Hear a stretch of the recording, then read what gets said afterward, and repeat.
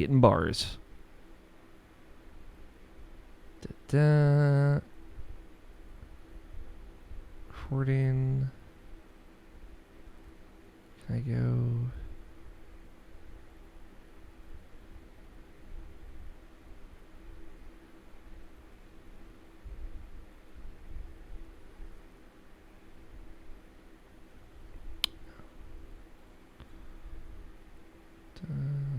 You know what's funny? On this bi-weekly podcast schedule, every time we record a podcast, a new character has come to ERBS.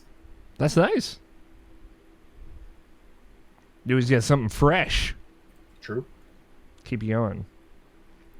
Yeah, it's fun. It gave me enough time to just sink into Yakuza 0. Just Hell yeah. teeth deep. Become. Are you playing Like a Dragon too? We're gonna play through all of them. Okay. But I'm starting with 0, and then we're gonna end with Like a Dragon. So you're playing like 0, then all the ones before it. And Yeah, then 1 Like a through Dragon? 6, and then Nice. which I've played 6, and I will say, like, honestly, like, having now only played 6, and I'm almost done 0. I'm like on chapter 9, so I imagine I'm close to the end. I've done all the. They're pretty long games. Yeah, they are long. I mean, they're like JRPGs, like disguised as beat 'em ups,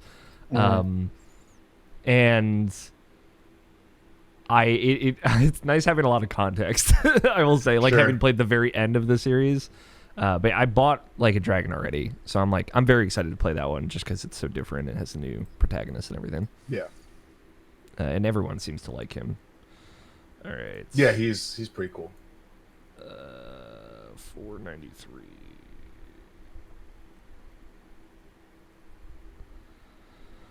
All right. All right, I'm about to get started.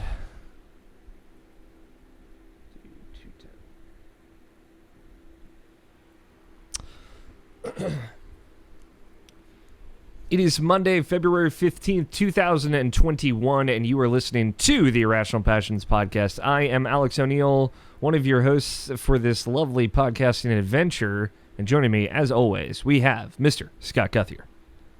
Hello. And Mr. Tony Horvath. What's going on? Just us boys this week. Just a nice, like, a little homebrew podcast. Recording a little late because I wasn't feeling great. But you know what? Now that this isn't live anymore, no one will ever know. It'll just be up tomorrow. And the world will be none the wiser. If I didn't say the date at the beginning, this could be Thursday. You don't even know. But we're back. Hello, welcome back from our nice little 2 weeks. How you guys feeling, Tony? Do you feel re-energized? Feeling great. How's that French bread pizza feeling inside? It was good. Was It good? was very nice. I like it, just a little garlic powder on top. Very nice. Okay. How you doing, Scott? How are you feeling? Do you feel recharged? Yeah. Okay. Good. Scott, a man of few words. I think, Scott, you've said like 4 things. So far, yeah. Yeah. I'm Yeah, good. you asking one more questions. I'll ask more elaborate questions, like how you feel about like the geopolitical climate later. But we got a good show. No. No, we got a good show lined up. A lot of video games happening, I guess now. Like February is like secretly a big month for JRPGs. I think they were all like, let's just wait until right after the year starts. But a little bit of housekeeping before we get started, just to get out the start. I'm gonna try and start doing this. If you like this show, welcome to Rational Passions Podcast. We're every other week talk about video games. For now, maybe we'll go weekly again in the future. But you can subscribe. Apparently, I found out Google Play doesn't exist anymore in the same like podcasting form that it Really? did. So the Google Play link that existed for the show just doesn't exist. You can find it on the Google Play Store, but it's different now, which is weird for podcasts. But Apple Podcasts and the RSS feeds on the website, Rational Passions, all that. If you like the show, give us a rating. Tell your friends. We are up every other Tuesday now. We are not live, but you can watch the video version on YouTube if you prefer to see me, because I'm here in the meat space. But that's like the main housekeeping. Hey, like if you like the show, tell your friends about it. Other stuff, if you like Irrational Passions video games or content, hashtag, We've got new viewpoints, which are when we sit down and play some games for a little bit. We have one for Super Mario 3D World's new mode. It's called Bowser's Fury. I don't know, Scott, if you've checked out the re-release of it at all yet, but that game is like so good. We'll talk about it in a little bit. But Mike and Quinn sat down to talk about that it's like a new co-op mode with big open area, and Bowser shows up for a boss fight at some point. We'll also have a new viewpoints for the new Destiny season that started. And I think there was one more. I'll double check that in a little bit. And there's also Quinn wrote a piece about Final Fantasy 15 because he finally played that game. Because I'm like, hey, you should play this because I think you'd like it. And he did like the first half of it, like everyone else. But he wrote about the road trip vibe of that game. And then also the Nintendo podcast that Mike and I do, Trip to Nintendo Land, is up. And we've got a new video version of that I think is really slick. I think Mike put a lot of work into it, and it's worth checking out if you have listened to Nintendo Land before. It's on YouTube. It's very similar to like an IGN podcast or something with like video gameplay and stuff in it, the things we're talking about. But it's still on podcast services if you prefer that way. That's it. It's a housekeeping. Wipe my hands clean of it. Let's talk about video games. Oh, yeah, all right. As I take this nice long sip of water. I'll go first because I got some stuff. First thing I want to throw out there, because I haven't played too much of it, and we just mentioned it, Super Mario 3D World. I guess it's just Super Mario 3D World plus Bowser's Fury. It's out on Switch now, which is great because if you missed it, which I think a lot of people missed it, it is so good. I've said in the past that this is my favorite 3D Mario game. And you know, it's been a while. Like that game came out in 2014, and it's been a minute since I played it, and the catsuit and all that. But going back to it, it is crazy how much that game just like immediately clicks with me in a way that, like, I've gone in and tried to replay a little bit of Odyssey. They put out that Mario All-Stars collection with Galaxy and 64 and Sunshine and all that. And I've played a little bit of those just in the past like year and a half. And I like those games, and I've come to realize that maybe I just don't really like Mario that much, which is fine. It's okay, I think.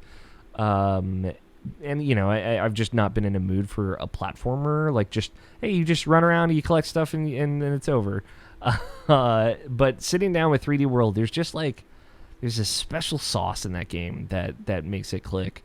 And I think I'm thinking back to like the last time I talked about it way back when, and my hypothesis then, I just remembered it now of like, it feels like the Super Mario Bros. 3 of the 3D Mario games, in that it's kind of weird. All the levels are really different from, like, you'll never play a level that's similar to the previous level, right? There will be another desert level, probably. There will be another ice level, but they'll never be back to back. They'll always be like a dozen levels apart from one another. So you're always like experiencing new things, even if you're like the second world is like a desert world and the first level is a desert level, but the next one's like a forest level, and then like it doesn't necessarily tie itself down to themes. Instead, it just like prioritizes throwing new shit at you all the time and being weird and having like fun little secrets. Like all the hidden green stars in every level are so fun to find. And just having like that character choice, like you could play as Mario or Luigi, who plays like, you know, weird like Luigi, or Peach, who floats, or Toad, who runs really fast. Like you have such a nice swath of just different ways to play. And the like, I guess maybe the only mechanical change that they made in the Switch version, because I guess people complained about it before, was that the movement speed was too slow. So everyone moves a little faster now. Peach is still the slowest and Toad is still the fastest, but like everybody is a little faster now.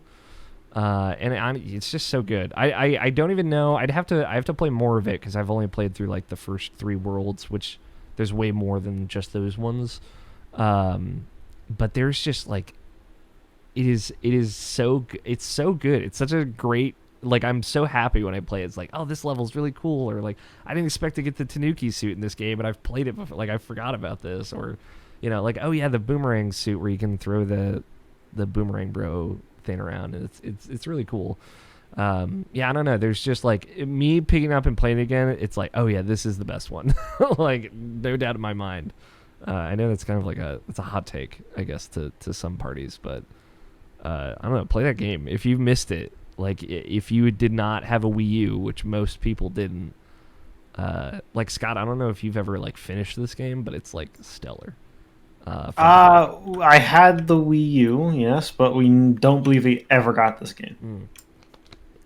And like it has online co-op now. I haven't played it yet, but Mike and I are planning to do like a streaming playthrough where we like make a save file and play all the way through. And I'm excited to try it out. And obviously it has like that online co-op mode, Bowser's Fury, which I haven't actually played it all yet. But that's essentially like, it's kind of like an Odyssey map. It's like a bigger map, but with the 3D world mechanics. So you can get the cat suit, you can walk around, and you also have Bowser Jr. as the second player, and he plays totally uniquely. So I want to try that. Brant Range actually was like, hey, we should play this co-op mode. That sounds fun. And also just playing through the standard fare levels. It's just so good. And the cat suit's very fun and adorable. But I just, you got to give infinite shout outs to that game. I know some people like really don't like that game, and I'm not really sure why. Maybe they prefer 3D Land, which was like the 3DS one or whatnot, but if you missed it or you kind of felt weird about it, it's so worth it. Going back to it is just so immediately delightful. And it's got that jazz soundtrack. How could you beat that? The other things I've been playing. So the Control Definitive Edition came out. It's free on PlayStation Plus also if you have a PS5, which is cool. But just for this month. But I bought the Definitive Edition on Xbox a little while ago, so I've been replaying it there. This is the next gen version. This is the flashback to the controversy of like, hey, you have to buy if you want to get the next gen version of Control, and you bought the original version of Control and all the DLC, you won't get it. You have to buy this other separate, Definitive Edition. People were upset about that. Whatever, time's passed. Now playing it, like, hey, we did the update. This is the Series X and PS5 version of the game. Looks great. I mean, it's very similar to other upreses of games for the new consoles. Of it has a 60 FPS mode, and then it has a 30 FPS mode with ray tracing. And I just played it at the higher frame rate mode. That game at 60, like very smooth, is super nice too. Just because like the action moves way smoother. So I've just been quietly replaying that, as one of my other many replays. I've been excited about that one though, so I had that like waiting on my Xbox like for that update. Looks great, plays great. It's free on PlayStation 5. Like, if you missed this game, please play it. Plus, it has all like the Alan Wake DLC stuff and the Foundation DLC in it, which are both very very good. But that's still good. I haven't finished yet. I just finished it turns out you can play like the Alan Wake expansion in the middle of the game. I just finished that, and then I'm about to finish the campaign and then play the last DLC. But that's great. The two big ones though. I've been playing a lot of Yakuza 0, and then there's a new Destiny season. I'll talk about that a little bit at the end. But Yakuza 0, 1988. I want to say like now that I'm in chapter 9, so that's like it alternates every 2 chapters. It switched back and forth between Kiryu and Majima, and I'm in chapter 9, which is I think it's the 5th chapter with Kiryu. I'm imagining I'm pretty close to the end. I don't know for sure because these games are crazy long, but like I've done a lot of side quest stuff now, so now my hour count is like at 40 hours. So I'm like, I gotta be somewhere in the near to the end. I have a little bit of a heartbreaking story with this game just because it's been corrected now.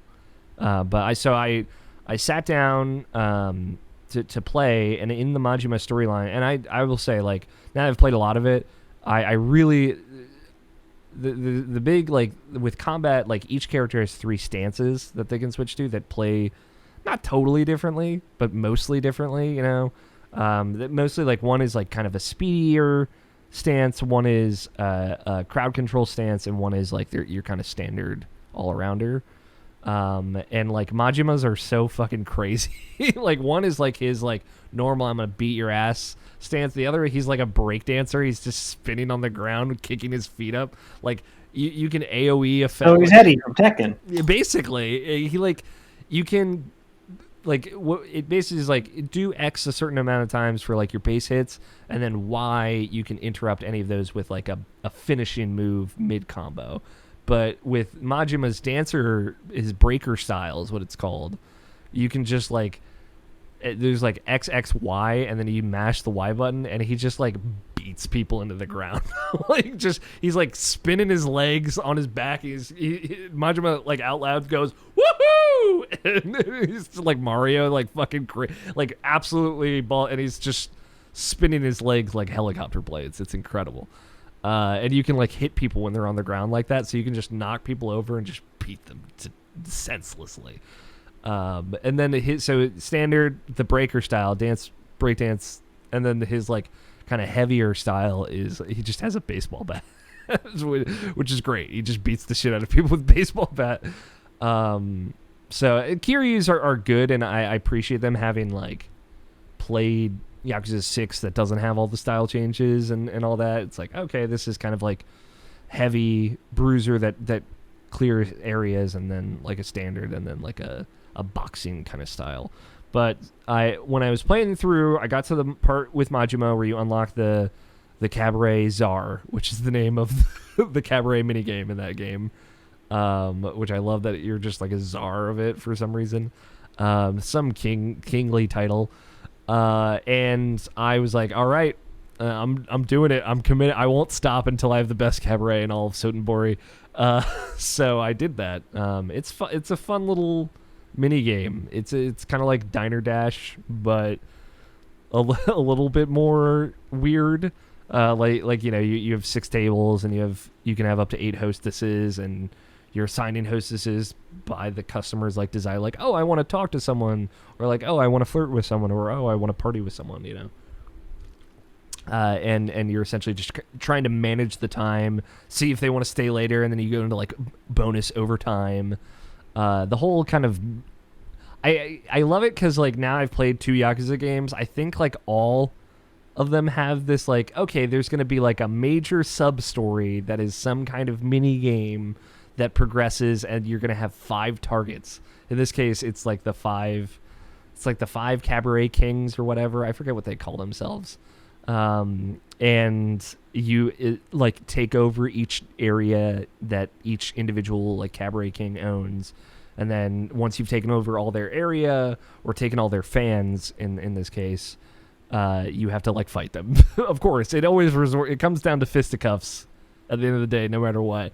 But I just love that you're doing this Diner Dash mini game of like, all right, you go hang out and flirt with this person, and then you steal everyone's fans and have to beat the shit out of someone. It makes perfect sense. Yeah, that's great. Yeah, it's great. It is super fun, and like each round of the minigame is 3 minutes, so it goes by pretty quickly. So I maxed that out, and honestly, I was, because there's one for each character, right? Majima has like the Cabaret Czar, and then Kiryu has Real Estate Royale, and I was like, I'll just do the Cabaret Czar because like it was like 9 hours of like just kind of grinding, which I didn't mind, but it's a lot of time. To get that, but then I beat this whole kind of story arc, and what you get at the end is a 4th combat style, like a totally new way, like combat maneuver style, like the breaker and the standard and the bat cat, the slugger style. So I was like, whoa, that's like a really cool reward for something, and it's very infrequently that big mini games like this give you like a good completion reward. I'm trying to think I think at the end of the one in Yakuza 6, which was like this weird real-time strategy mini game, it wasn't bad, but it was, it wasn't as good as the Cabaret game, but it was, better than the real estate game, I'd say. But at the end of that one, I think you just got money. It was like, all right, well, I guess I finished it because I was reviewing that game, and it just kind of felt pointless. Whereas this, I was like, oh shit, I got a whole new combat style. well, now I gotta do this fucking real estate royale thing because I gotta know what Kiryu's thing is. So with the real estate royale thing, so in his campaign, you become a real estate mogul for a variety of ridiculous reasons. And it's great because like when he's in his real estate mode, all Kiryu does is put on a pair of glasses, and it's like, you look like a business professional now. Pretty much. And that's all it takes nowadays.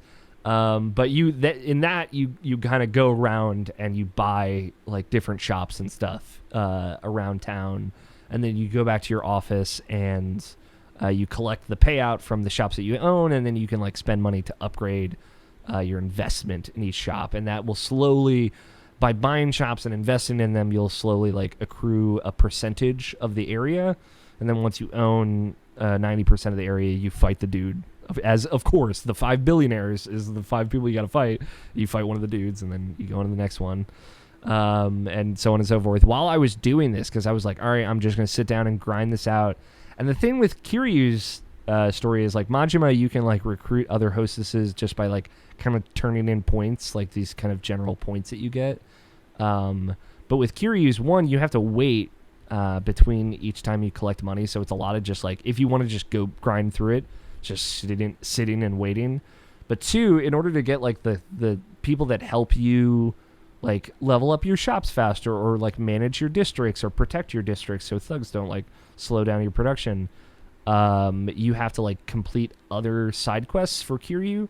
So it's just like a lot more time consuming. You have to do just kind of his like more filler, fluffy side quests of just like, go here, talk to this guy, and then that's it. And then maybe that character will be like, hey, I can manage your real estate. Like, it turns out, I will give you an example, and this is straight from the game because this is Yakuza. There's a high school girl, who is like bullying other high school girls into selling their underwear to creepos for money.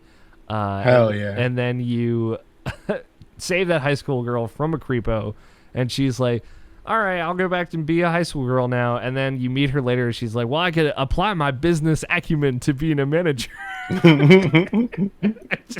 That's so fucking good. So fucking good. And it's like, all right, I guess you're one of my managers. This high school girl is one of my real estate managers in this absurd game. You know, and there's like this Miracle Johnson, which is basically Michael Jackson, because it's 80s, and it's very like, you do like a redo of like the Thriller music video, and then he is like, all right, I'll be one of your advisors. It's like, I guess you know about real estate, sure. But after you invest and do enough side quests, you'll eventually, get to the end. But while I was playing through that part, because of how, instant or quick resume works on Xbox, like I would just like kind of put my Xbox to sleep and then jump back in, and put my Xbox to sleep, jump back in. And while I was grinding for Real Estate Royale, I was actually like playing Mario 3D World on my Switch. While I was like just play a level and then check and get my payouts and stuff. The game crashed on me at some point. I was just like, I was so close to the end. Excuse me. I was so close to the end, and I was like, I'll just go run around the street and fight some dudes. And then like mid street, it like freezes. I was like, no, please. And it crashed, and because I hadn't saved in like days, I lost 14 hours of progress, and I was like, no, please, God. And I did it all again. I want you both to know, sat there and I put in work. I clocked into my 9-to-5 real estate job and did it all again. And it took me 9 hours the second time. It was not like much faster. It was still a very long time. But yeah, then you get a new combat style for him. The Dragon of Dojima is the name of that one, which is very good. That's real good. Yeah. That'll teach you not to save. Yeah, exactly. I saved except for no, it won't. Yeah, probably not. Quick resume is ruining me. But like I started after that. I saved after every boss fight. I was like, okay, I'm gonna make sure even if I lose some progress, it won't be as much. But yeah, so that's after I finished the mini games, I was like, I'm gonna take a break and I'll come back like next week after all that happened. And that was great timing because then the new Destiny season came out. And that is great. This is called the Season of the Chosen. And it's funny because I'm more invested in Destiny in like the kind of traditional grind of it, more. And I was actually thinking about it, recently, and this is my oh gosh, what's the game? Path of Exile. This is my equivalent, Tony. Like hearing you talk about that game, like because every season there's like a new season mechanic, which reminds me a lot of like the League mechanics. There's a new like group encounter that you can do, which is like the new thing. Obviously, it's probably not as complex and there's not as much stuff to each thing. There's nothing wrong with that. Yeah, but it's it kind of scratches that similar itch. And what's cool is like the whole story of it is like the Cabal are back and they have a new empress and it's like the daughter of Callus and she's really cool. So now like you do these things called battlegrounds where you just fight waves of Cabal and they're brutal missions and you can do up to I think 9 of them to get rewards every week, which is cool. And they've shifted how a lot of the like vendors and the challenge like the bounty systems work. Like they took out weekly bounties are gone except for a couple of specific things, and they've replaced them with these weekly challenges. So right now there's only 1 week, so we only can see 1 week, the first week's challenges, and they're a little bit more generally grindy. Some of them are story related, like finish this lens to get this thing for part of the story, or do this over and over again. But this is like, kill 50 Cabal with rocket launchers, that kind of thing. And you'll get you'll get items for that. You'll get lore for that. You'll get big experience boosts for that, which is different. Usually you're kind of doing bounties and kind of doing your dailies to get those experience boosts. But now it is way more central around these weekly challenges. And they've obviously a lot of people are very critical of the vaulting of content, especially weapons in Destiny. I've talked about it. I think Mike came on and we talked about it last year. But they've like re-added more stuff, which doesn't necessarily solve the problem, but it helps. And there's a lot of new guns this season, which is good. But I wasn't expecting there to be like there's a new kind of hub area. And it's it reminds me a lot of Mass Effect 3. Like, it's called the Helm, and it's, like, in the tower. It's, like, this little separate area where now all the characters are starting to come together and, like, kind of talk in person, and there are actual conversations happening, and people and people they even just started building up in the most recent season kind of coming back into the picture. And that's it's really cool. It's some of the exchanges between characters are like Saladin talking to Crow, who's like this new character, or Osiris talking to Zavala. Like the interactions I didn't necessarily expect to really enjoy, and they're doing that as well. The thing that I'm like less sold on at the moment is just they've redone the meta, so a lot of the guns are less good, a lot of the guns are more good. So like submachine guns are better, rocket launchers are a lot better, and it's just it's thrown me off from all the loot that I had gotten last time, so I'm trying to get back in the groove of it. But I just grinded through like almost all the weekly challenges, so and that it honestly wasn't that bad. It felt comparable to doing like weekly bounties or flashpoints or things that would have been old in Destiny. But the other change they made is like making it so vendors kind of function a little bit more like they did in Destiny 1. Like you build reputation, and at certain benchmarks you'll get access to a thing for that season, and then it'll reset at the beginning of the next season. So like at rank 4 you get a powerful engram from Shaxx, and then at rank 6 you get like three upgrade modules that let you infuse weapons, and then so on and so forth, which is cool. It seems cool. It's fresh. I'm now that I've like gotten actually into more of the end game content, and there's more solo end game content like master lost sectors and kind of loot that you can only get from those. I'm excited to like go through a seasonal grind again and see what it's like, if it actually is still enjoyable to play that way. But so far so good. It's just the first week, but I'm excited to see how it goes. But that's it. I know I had a lot, but I wanted to get through it. Talk about all that real estate I've been buying up. Hell yeah. It is like a silly fun mini game that I'm happy exists. Tony, how about you, man? What you been playing? Yeah, sure. So there's been some Tarkov, a little bit less of that this week though. Mm-hmm. A lot of Eternal Return Battle Royale. Hell yeah. New character Black apparently. Survival really, but new character comes out every other week. So there's a new character every time we do the podcast. This one, he's basically a janitor. Nice. So he goes around. He's essentially Lee Sin from League of Legends. His Q is basically exactly the same. You throw a projectile. If you hit, you can activate the skill again to dash to that character. Okay. And do damage. His second skill is like an auto attack reset that empowers his auto attacks and makes him attack faster. So he kind of throws this thing on you, jumps into your face, and then smacks you a bunch. His last ability, he teleports behind you and does a nothing personal kid and shoots you in the back. Yeah. So he basically is just really sticky, right? Like he's a brawler that just wants to stick to you for a long time and is very good at doing that. Yeah. Does that switch up the kind of meta of the game a lot, or? I didn't think that they'd add another character like him because there's already a character that kind of has the tools to be really early game griefer. Who's just fast, chases you, pushes you into walls, and does slowing damage and stuff, so he can stick onto you really well. Characters are typically good at running away and not sticking to you. So it is good that there is a character that has that ability to put something on you and then you can't dash away or he'll just come with you. But at the same time, it also adds a dynamic where the character is literally just terrorizing everyone early game. Because he walks around and just literally kills everybody. Well, he doesn't kill everybody. He has the tools to just stick to you when at the point of the game where nobody is doing that. Typically in the first 2 minutes, day Right. one, people are building items, not if you're level 2 and you basically have 3 abilities while everybody else has 2, and in some cases and one of them being an ability that defeats every escape in the game. Yeah.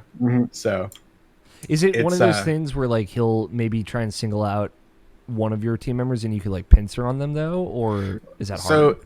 So this character kind of sucks in squads. Yeah.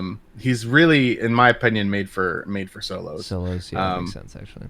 He's where he just chases you down, and then when you're down in solo, you're just dead, right? You don't have to be killed a second time to loot. So characters who early grief, you can't do that in squads because you have to sit there for an extra 2 minutes or whatever, smacking a dead body because you don't do very much damage to kill them before you can even take their stuff. So a lot of people typically don't do that in squads. So that's griefer style is very specific to solo gameplay. However, he's okay. The character's fun. It's just not my kind of character. Yeah, I get it. So let's see what else. What happens when they add the Aurelian soul of that game? Technically, one of the characters who's been in the game already has Aurelian soul stars as an ultimate ability. The archer girl Hedgen, her ultimate shoots out 6 stars that rotate just like Aurelian soul. I played her a bit. Okay. She's pretty cool. Okay. Next week, in a couple days after this podcast, they're adding another character who has a lot of squad utilities, basically the first healer in the game, which is really interesting because, like I said, this game is mostly balanced around solos, it feels like. So it's been, almost 25 characters before they've added one that really has synergy with squads. Yeah. And the last time they did it, they just added a character who had a lot of pull potential, like a hook and a flay mechanic and stuff. And that really shook up squads. So it'll be interesting to see, this new character who has an ultimate that heals your allies and when she revives people, they specifically get more HP back. It'd be cool to see how that changes squads and if she is as prevalent in squads as we're expecting her to be. Yeah. So do you know her full kit yet, or is there parts of it? Yeah, the abilities came out in an announcement last night. So she has basically, if I can remember, I've only looked at it once, and I kind of just remember what her ultimate does. She can throw a projectile at you that goes through you and can stick you to walls or other teammates. Then she has a frontal cone damage thing. She swings a saw basically. Okay. What else can she do? I don't remember, but her ultimate basically she dashes over people, does damage to enemies, and heals allies. That's cool. Do you think the reason I asked is does it appeal to you specifically? Because reach way back in the way back machine, you used to play. I think it was Lux in League of Legends. Is she the healer? I played a lot of characters in League. You played a support for a while. I remember there was a time when you played Sona. Sona. Probably Sona. Sona. That's what it was. Not Lux. Yeah. I definitely I like to play healers. I played healer in World of Warcraft, and I've been consistently a healer for a long time. But yeah, I mean, it seems cool. The character looks like it'll be a lot of fun, but I think every character, when their abilities are revealed, looks like it'll be a lot of fun. So I try to reserve judgment like that until after I've gotten my hands on the character. Sure, that's responsible. So that's cool. Healers are always a fun addition, in my opinion. Yeah. Competitive scene for that game is still expanding. I think Nimble Neuron, the company who made the game, just hired one of my friends as an official tournament coordinator and host. Nice. So they're definitely trying to get more into an official capacity of consistently holding tournaments. Yeah, that's cool. I'm excited for when I eventually start seeing people on the Twitter timeline totally unrelated to this start being like, hey, I checked out this game. I'm like, yeah. Well, a couple more, but and it's funny, every once in a while, bigger streamers will come to the game, and they're always League of Legends streamers or Heroes of the Storm streamers and stuff. People who play MOBAs because it's a MOBA battle royale, and that's happening more often these days. So it's cool to see. Yeah, it's cool to watch this game kind of blossom. Anything else you've been playing? Yeah, I've been playing this game. It is a custom game inside Dota 2 called Lost Land Commander. Basically what it is, it's like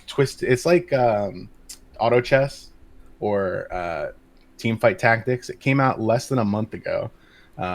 Basically what happens, it's like PvE style team fight tactics. So you go through these waves of enemies, and it's really just auto chess. You put together cards, you level them up to make a team, make synergies, and then you fight all these PvE waves with up to 3 other players and 4-player co-op, in order to beat final boss and progress through chapters. And it's got some gacha mechanics and stuff in it. It's fun. There's a lot of strategy to it, just like any other auto chess game. So it's interesting to go through and put together team comps and try and do big damage numbers. That's cool. Is anybody still talking about auto chess? Do you know? I don't know. Anybody still playing team fight tactics? I think if people are playing it, they're playing team fight tactics. Damn. And I am not in that scene. So. Just like League of Legends, team fight tactics takes over the Dota equivalent. I guess so. Yeah. Single tier. What else? But yeah, it's good. I spent a lot of time doing that. A little bit of Tarkov, not very much. Kind of just log in, collect my bitcoins, log back out. But just like real life, Yeah, another one I picked up, Dyson Sphere Program, which is a game that came out recently to the Steam storefront. It is basically like a combination of Factorio and Satisfactory, where you are on a more galactic scale. Like, say for example, Satisfactory, you're on a planet and you are making stuff and automating stuff, right? You're still going to automate stuff. That's the whole point of Dyson Sphere Program. But in Dyson Sphere Program, you are in an entire galaxy. So you start on a planet. That planet may not have all the resources that you need. So you make a bunch of stuff on that planet, progress a tech tree, and then you eventually get the ability to travel to other planets. You can fly through space and get to other planets.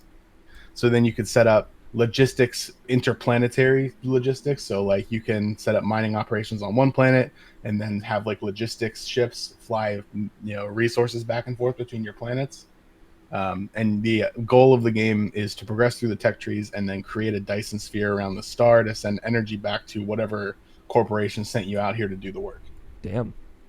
So it's a lot of fun. I actually prefer this game to Satisfactory. I think that the building is better. Sure. Is it because it's more zoomed out? It's not that it's not because it's more zoomed out that I like it. It's that it's grid based. I don't know. The free placement in Satisfactory is okay, but I don't know. I like straight lines and planned things and stuff. Even though if you looked at my world in this thing now, it's all spaghetti. Conveyor belts. It makes sense to you, right? Yeah, exactly. Right. I would never make it again this way. It's the first time you ever play through one of these games, it's a learning experience. You don't know what you're going to need. Yeah. And what's going to happen with the things that you get. So I just build something, and then if I need something else from that, I'll just branch off into something else, and things will crisscross all over the place. And so I try and use the area that is given to me with knowledge that is continuously expanding. Like I said, you don't know what you're going to need until you get to the point where you need it. So yeah, it's really fun. It's a really good game. It's very well progressed as a game for something in early access. I think it's got a lot of content in it that I would expect from something nearing the end of early access rather than one that has just entered early access. And the game runs very well. I haven't really noticed many bugs or anything. So, yeah, it's fun. That game is, if for people who like Satisfactory or who like Factorio or those kind of games where you're the automation is your goal, I think you'll really like that one. Does like the Dyson sphere itself, does it like eat the sun? Dyson sphere typically surrounds the star. Yeah. Right. I haven't gotten to the point where I have made one yet. Okay. So I'm not sure, but I will let you know when I get there. Okay, please do. I'm curious. Anything else you've been playing? I think that's pretty much it. It's a good list. Yeah. Mostly for the Bitcoin, though. Let's be real. Mm-hmm. All right, Scott, what you got, man? I've been playing mostly Escape from Tarkov. Hell yeah! The gift that keeps on giving. We have moved on to a what's it called? We've moved on to Shoreline. Okay, from where were we at before? We were just basically only doing interchange. Yeah, interchange. That's what it was. Because we were missing a bunch of our Shoreline quests. That's basically the reason why. So all of our quests were split between customs and interchange. So it's just you just keep running those maps. You buy the keys for those maps, so you don't run out of money while you're doing it, so on and so forth. Yeah. Then we progress to the point in those quests where it says, "Okay, go dehydrate in the bush for 5 minutes. Go shoot a bunch of people with bolt action rifles from specific distances away. Yeah. Maybe shoot somebody in the leg 3 times." Are these like various, like literally challenge shoot person in leg 3 times? Scav, yeah. Shoot a scav in the leg 3 times from 40 meters away. Jesus. That's very specific. That's like some Destiny level of like, go here and kill 2 groups of enemies here with this type of gun. It's like, all right, geez, I got it. Understood. Cool. Is it the same group that you've been like teaching? Are they still playing? Pretty much. Okay. Pretty much. That's good. That's good. At least interchange is over, right? Did you get to the point where you hated that level? No. Okay. It's still kind of preferred. Like, interchange is a map that's more fun than Shoreline. Okay. And Shoreline has a very, very simple gameplay loop, and it is run to the resort and either crouch and try to sneak into a door and maybe jump out the side of a building, or go in there with a mostly... Yeah, so do that. You go in there with a mostly empty container to try and shove as much stuff in there as you can before you die. Or 3, you go in there completely kitted out trying to kill everybody inside. I mean, I would probably... It's 3 every time, right? You don't have the money to do 3 every time. Oh, God damn it. It always comes down to money, even in video games. I need more Bitcoin is what we need. Yeah, I'm kind of rolling in it. Yeah, at that point, you can just get whatever gun, right?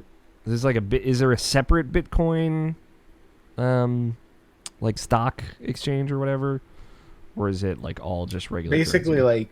like the way that Bitcoin and Tarkov works is you can sell it specifically to one vendor, and the price will fluctuate, but is roughly based on if Bitcoin in real life is trending up or down. Got it. So if Bitcoin in real life is very expensive, like it is right now, Bitcoin in game is also very expensive. Right now, I think you can sell a Bitcoin for like 650K, which is a lot of money. Right. So, and the loadout for option 3 is about 800K. It's 800K or you're lying. Oh, that's a lot. Yeah. Although, once you get that farm going, you're just rolling the millions at that point, right? I mean, if you're pretty good, yeah, you can kind of do it over and over again. But the issue here is, at least every other raid, you're going to run into somebody that's just as geared as you are. And at that point, it's who sees who first, even in the or who notices who's there first, because you're running with headphones on. Got it. Most of the time. Yeah. And at that point, it's if somebody else knows that you're there first, they'll just effectively lay out a trap and then kill you. Yeah. How it always goes. Is it are you realizing that Tarkov is just the only thing that you want to play, Scott? Is that it? It's just like it's one of those things where it's my overall time for the whole thing, because I mean I'm still playing a couple other things. Like I still run a couple levels in Fate Tactics. Okay. I don't really want to talk about the story because it kind of feels like with these games it's what that thing has. Yeah. And it's also not very in-depth where I am. Sure. I can't tell if either things are happening slowly, that not a whole lot is happening at all, and it's moving fast. Is it like, we're just killing bandits, I guess? Kind of. Okay. That's fair. That's kind of like how every Fire Emblem game starts. There's a reason why you're killing said bandits. Sure. And it's not just, oh, they're bandits, they're bad. It's like, no. These bandits went ahead and attacked some person that you kind of needed help from. Yeah. And so now you have to calm them down and not have them commit suicide by going and fighting them alone. Jesus. Pitch black. I love it. Okay. I mean, it's just implied that person would lose, but they're mad enough to go try anyway. Sure. And what was the other thing that you're also like? Are you just playing League as well? Well, no. My time is currently skewed. Okay. Because of school, and Yeah. it started off way too heavy. Yeah. But the other thing is I'm still playing Genshin. Oh shit! Still grinding away, getting those opening those chests every day. I mean, doing the dailies, doing the weeklies, doing the events. Okay, that's cool. I still see a lot of people still playing that game, honestly. Yeah. Yeah, I'm glad they're still updating everything. All right, then we can move on to some headlines if that's all you got, Scott. I got one other thing. Okay. When Scott is done. What you got? If Scott, you done? Let's see. Did you forget anything that you're gonna be like, fuck, I forgot this? Like Because that was me. I think it was like Destiny or something. Like I did the raid in Destiny. I was like, fuck, I forgot to talk about it. Because I did that like the day after we recorded. Yeah, I'm just trying to think.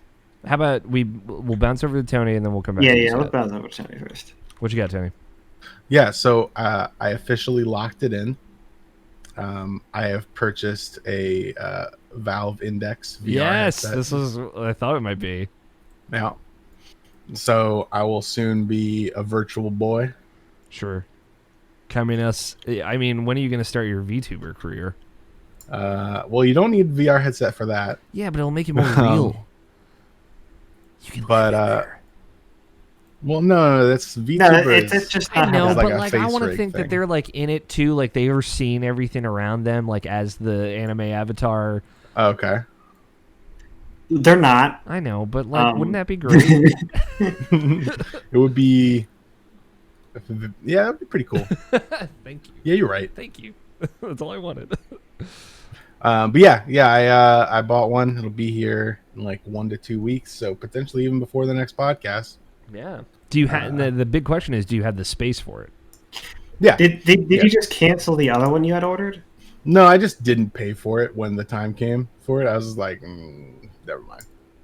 It's too expensive right now. It's like Christmas is like in a week. You know?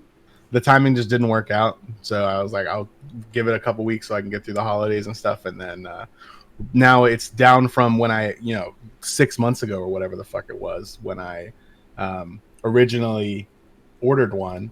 It was the wait is 8+ weeks, and 8+ weeks meant like 14 to 15 weeks. So it was just, you're gonna have to just be ready when it's ready. And like I said, it just showed up. That time ended up just being a time that wasn't good. So now it's literally just you pay when you order it, and it ships within 1 to 2 weeks. So yeah, my space is like basically the way I've figured it out, because I've got like one big room and then a bedroom, and a couch kind of separates the middle of the big space. So what I'm going to do is put a lighthouse basically in each like corner of the room, so it can capture basically the whole space. Yeah. And then depending on how that ends up working, I may end up moving some stuff around, but I think that just capturing the whole space, there's enough open space kind of like behind the computer desk and such, like in the middle of the area that kind of goes into where the kitchen stuff is, that it'll be just fine. Yeah. All right. I just know that it requires so much room. Yeah, it definitely does require room, but I think that because I don't have a whole ton of furniture, I just kind of have essential furniture and stuff. I have enough free space that it will work just fine. Good. Cool. I'm excited. That is really cool. Do you know, is there like any specific games outside of just VR chat that you're excited to jump into? I'm mostly interested in playing Beat Saber. Yeah, Beat Saber's cool. That seems like something you would really like too. And there's another one I saw someone playing. I don't remember what it's called, but it's like this like virtual DJing thing where you like play. You can like live edit music in VR. Ooh. And stuff. So that looks pretty cool. I think that there's a lot of interesting stuff in the VR space that you don't really even look for because you don't have a headset, So I'm excited to get into that space and see what's going on in there, Yeah, so, that makes sense. It'll be fun. That is cool. I'm excited. Scott, back to you. Have you thought of what you forgot? Nope. Okay. I will say, the school being what it was, I think I've had in the past, because the school hadn't started during the last podcast, at least not quite yet. Yeah, not yet. I've had 6 group meetings in the last 2 weeks. I have 2 classes. Yeah, that seems like a lot. That's class. And they're all like very necessary too. Ugh. So it slows down after this week, but it started off super quick, so it just ate most of my time, and that's why I haven't like set anything for Crystal Chronicles, because I've had some sort of meeting just every about night that you would have been every night period. Sure. Yeah, I get that. Since we've been recorded, I think the Monday after recording was the only day it was that you had like free time. That I had an open day. Jesus. Well, hopefully those group meetings will tone it down a bit. Jesus, I hate the worst part. You gotta just talk to other people. Never. People. Yeah, I know. It's disgusting. Nah, that's not the worst part. The worst part is that, which hasn't happened in these meetings, but we'll end up getting there. It's that they want to meet, but they don't have anything planned for it. They want to do it to do it. You're so right. And it's like, dude, stop. Let's just talk. We can figure it out, I'm sure. It's like, no, I don't want to figure it out with you. Damn. I don't trust you. And then it's like it's having experience in other projects, so it's like it's not how you work. It's when you come to you have to come prepared. Yeah, come with a plan. Have a Google Doc at least made. All right. Well, group meetings aside, let's talk about some headlines. I want to throw it to you guys because I'm not update. What's the Game Stonks update? I promised there would be one. Oh, I'm out. We're out. Yeah, it's done, right? Yeah. Did anything else? Was there any other movement that happened with the other stocks or anything? But not really. Everything kind of followed the same path. Sure. Kinda, sorta. The only thing that's happening right now is that Bitcoin is on a steady incline. Yeah. Kinda for no good reason. Yeah, it seems like it's just kind of blown up out of nowhere. Well, it's not out of nowhere, but it's also...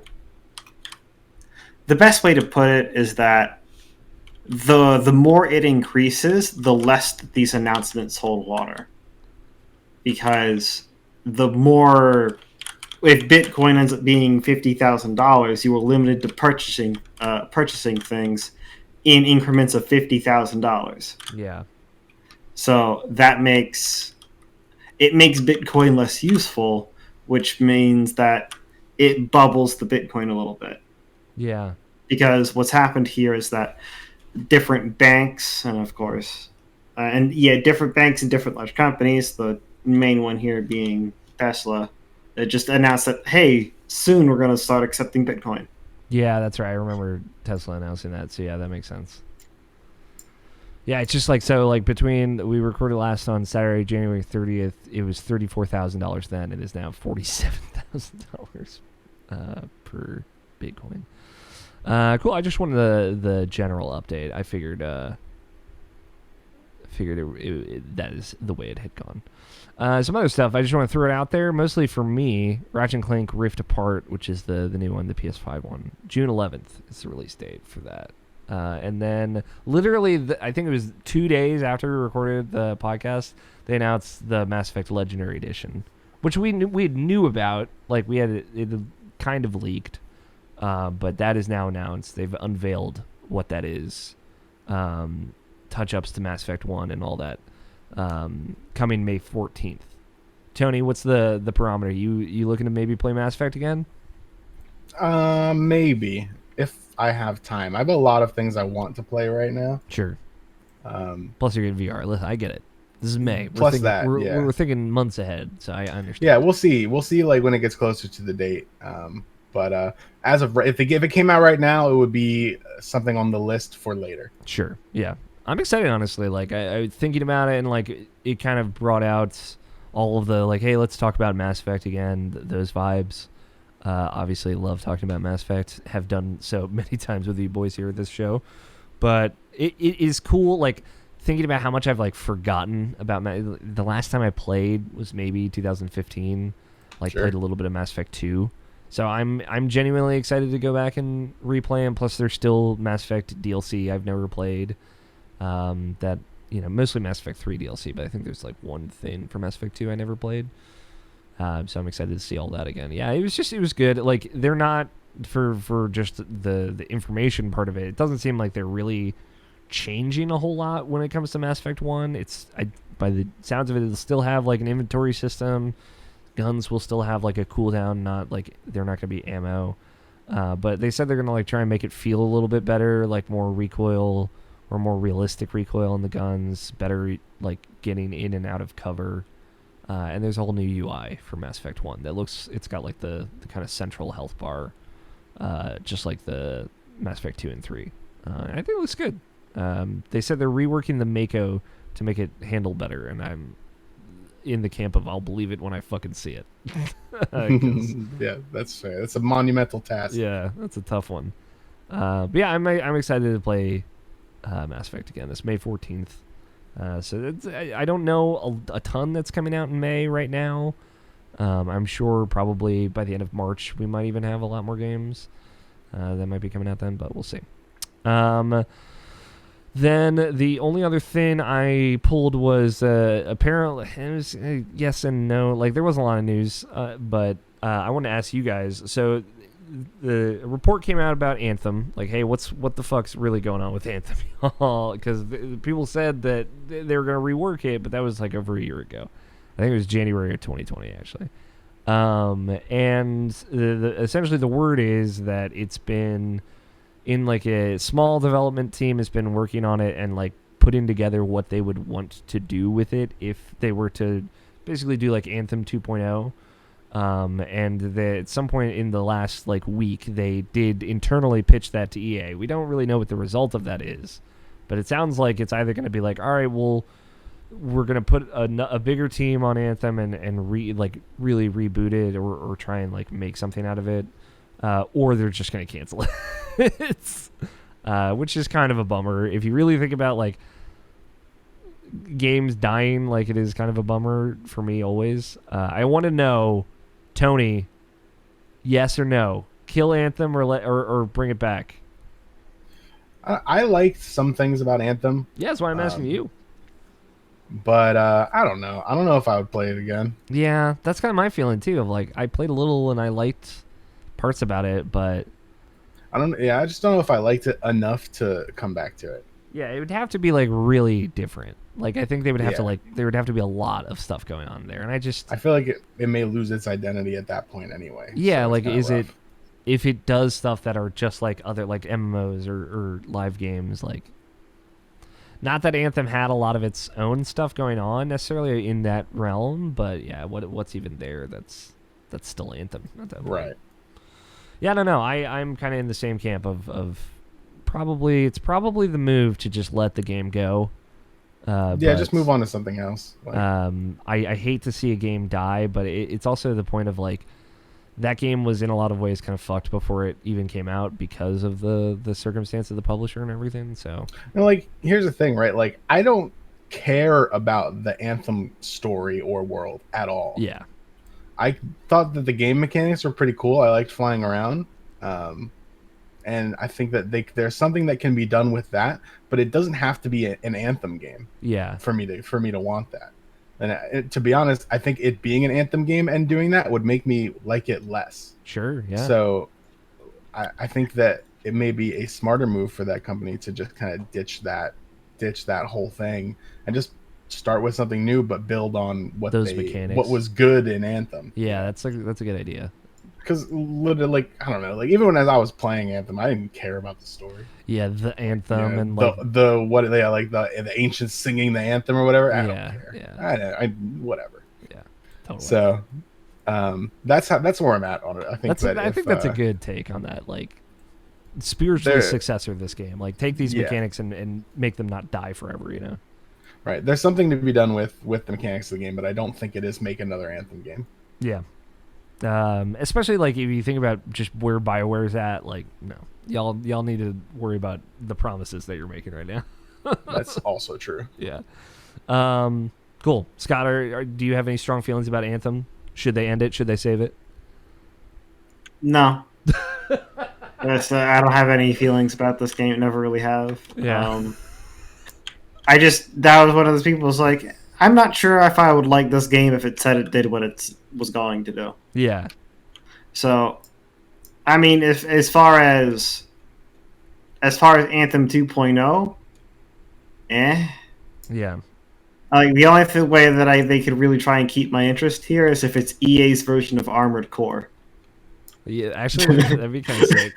Like really heavy, like super slow. It's the new age Armored Core with they add some of the more Armored Core mech building stuff to it. Yeah, they bring in FromSoft. They're like, all right, we need your magic. And they sort of keep the I guess they could slow it down just a little bit, but But like an Armored Core game with like a Devil May Cry-esque speed, but all the technicalness of it, that could be sick. But again, I think in a similar way to what Tony was saying, like that's like not Anthem anymore. It's just some other better game. So It's just another game. Yeah. And I think that is fine. yeah, and that's totally fine. I like this idea though. Like let's make Anthem Armored Core. Yeah, it was 20% of the way there. Yeah, they Yeah. had the cool suits, man. There's nothing like battle armor. Battle armor's rad, so yeah, we'll see. I guess I imagine probably by the next podcast we'll know whether or not Anthem might be canceled or done or whatever. So we will know soon. It's funny just like looking at that game and like Marvel's Avengers and just like thinking about all these big companies really like trying to get into this space, and it's like you guys are biting off a lot more than I think you can chew. And maybe chill out a little bit. That's it. Those are my last little headline. Not a lot of news. Again, not a huge amount happened, but we had some good video games, so I'll take it.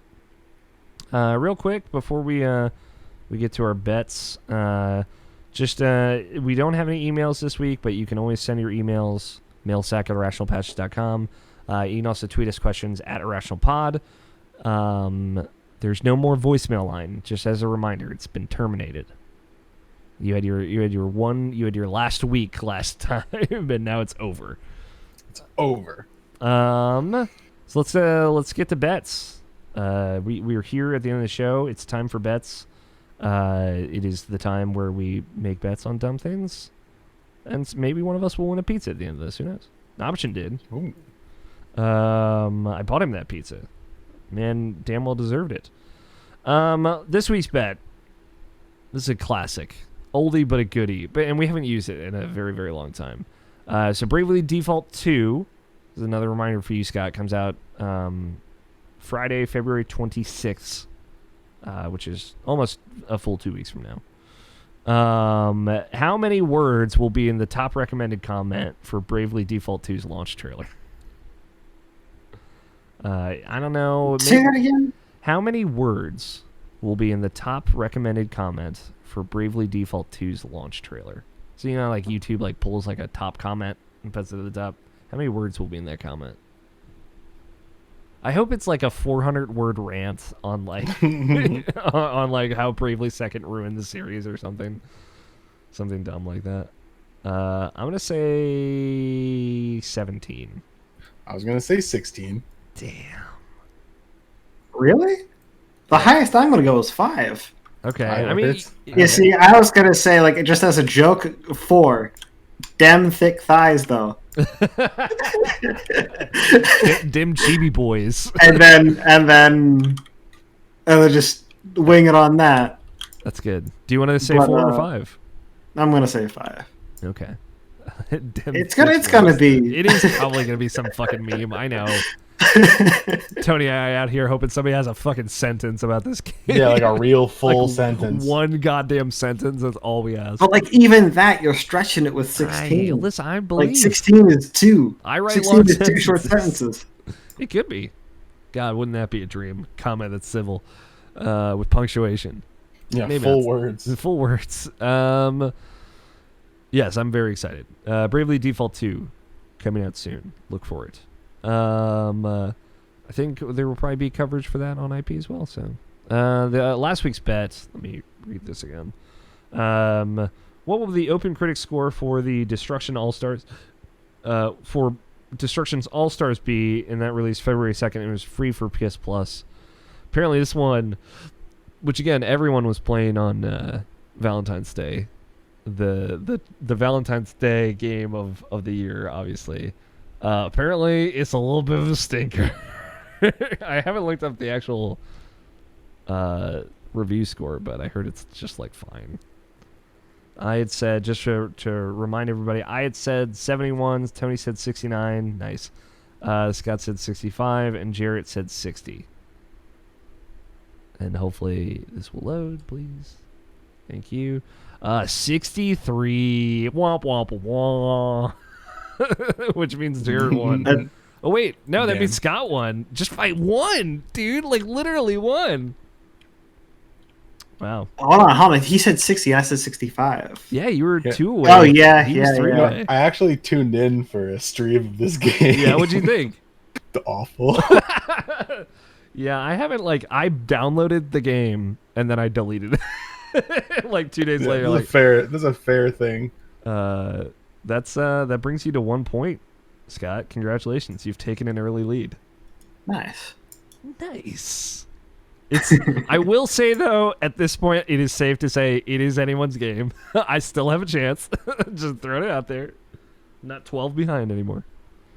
Although knowing fucking our luck, Scott's gonna be right about this fucking meme joke for next week. Yeah, that's certainly possible. That's it. That's the show. Shorty but a goodie. I guess we talked for 30 minutes before we started, so that's what's throwing me off here. Thank you all so much for hanging out, for listening. Thank you to Danny Wiesner for opening music of 2-Player Co-op and our closing music of The World Is Saved. We're going to be back. The next episode we were recording on February 27th, and it will be releasing on March 1st. I figure I write both down because that's probably a smart thing to do. Which is 2 weeks from now. We recorded a little late this time, but it should be out no problem. Might come out Wednesday, but it should be fine. But that's it. Thanks, Tony. Thanks, Scott, for joining me as always, boys. Big hugs all the way around. Thank you all so much for listening. I've been Alex O'Neill. Play your games. Stay rational. We will talk to you all in 2 weeks. Choo choo choo. Choo choo choo. Damn, that flew by. Titles. What we got? Let's see. Tried. I will keep. Someday I'm like, it's like a diamond. You got to put it through pressure and it'll get better eventually, right? That's how We got Tony Enters the Virtual World, VTubers in VR, All Scott Needs is Tarkov, Dragon of Dojima, Real Estate Mogul, and High School Girl by Day, Real Estate Manager by Night. What do you like, Scott? Hold on, what was it? I'm pretty sure it was the fourth one. Dragon of Dojima, Real Estate Mogul. Yep. All right. What do you like, Tenny? I'm down with that one. Yeah, I like that one too. He's a crafty motherfucker when he puts on those glasses. You should, Scott, or both of you. I mean, Tony, you might have already seen it, but you should just look up that picture of Kiryu with glasses. Okay, I will.